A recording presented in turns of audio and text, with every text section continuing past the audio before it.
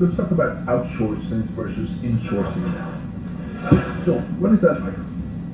So, should you relinquish such an important part of your growth to a perfect stranger rather than an imperfect friend?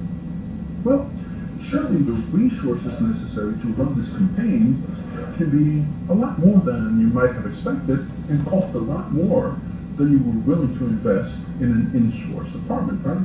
If only for that reason, this might be justification enough. But the reality is that even advertising and marketing agencies are having a hard time assimilating the necessary skills and technology needed to integrate this traditional advertising into a cohesive, integrated marketing plan.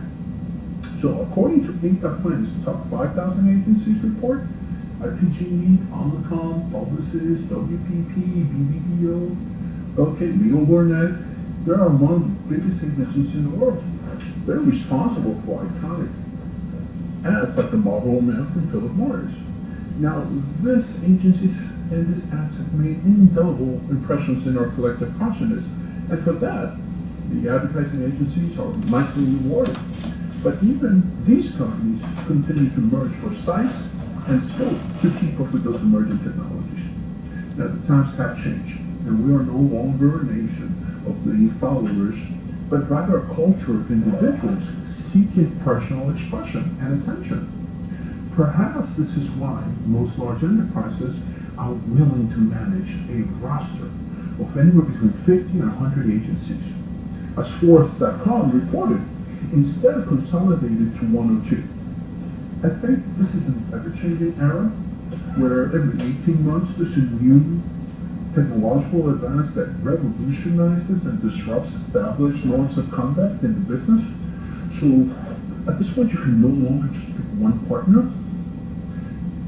You have the advertisers, just like consumers, that want the flexibility of many options, if only to keep the agencies as transparent as possible. You know, everybody's working hard to understand the next big thing and how the advertisers can earn another consumer in this faster-than-light economy. But it's not as easy as it once was. So advertising agencies have a hard time justifying that their advertising drives as many sales as expected. Direct marketing agencies went a long way and further in setting up this transactional models to set up and monitor these. But both of them continue to have difficulties evolving to the urgency of now and the wave of tomorrow. For example, take a simple paper sheet or a pen, right? The ink, the color, everything needs to be chosen before it's sent out. What ink, soy-based, varnish, CMYK, PMS, Pantone. But any of these variables can only be printed once in a 4:1 color. Now, digital and web press came along and personalized this to some extent. However, once the message is printed, whether it be indicative, imperative, receptive, persuasive, or active, it's not going to be printed again. So that impression has been made. It's not contextual. It's not real time. It really isn't personalized.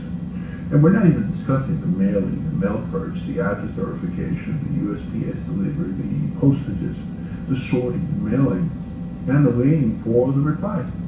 So, to make matters worse, the internet has taken that process and allowed advertisers to make those very same decisions in real time, every single time, for every single customer, as the letter is displayed on different platforms like web, cell phones, tablets, desktops, televisions, radio, print, wearables.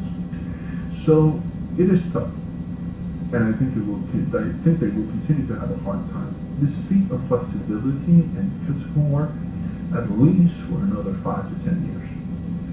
And if you take singularity into consideration, it really could take 50 to 100 years for the physical world to embrace the digital